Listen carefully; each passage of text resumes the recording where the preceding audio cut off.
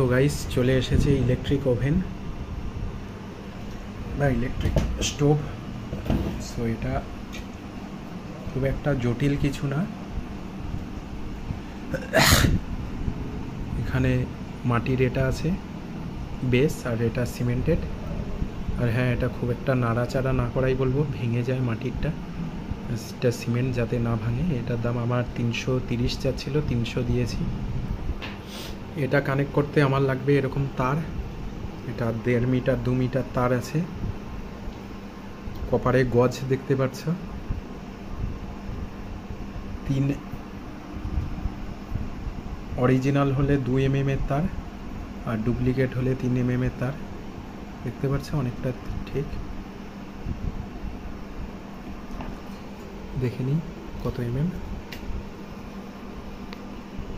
বডিতে লেখা আছে। এটা হচ্ছে 1.5 স্কোয়ার mm এর তার। এই যে ফোকাসে নিয়েছি, আশা করি দেখতে পাচ্ছ এবার। 1.5 এখানে লেখা আছে।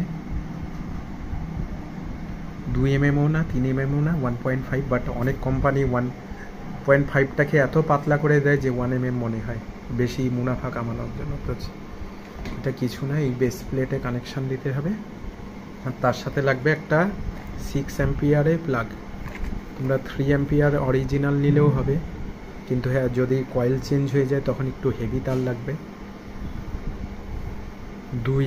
2 স্কোয়ার mm বা 3 স্কোয়ার mm, আর 6 অ্যাম্পিয়ারের টপ।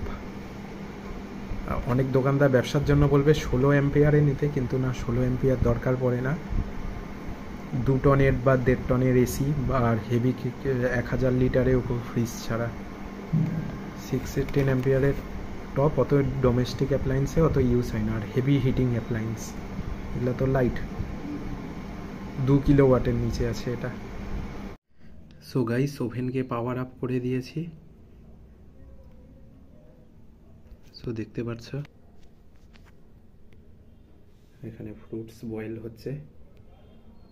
ফোকাসটা নিচ্ছে না লো লাইট বলে।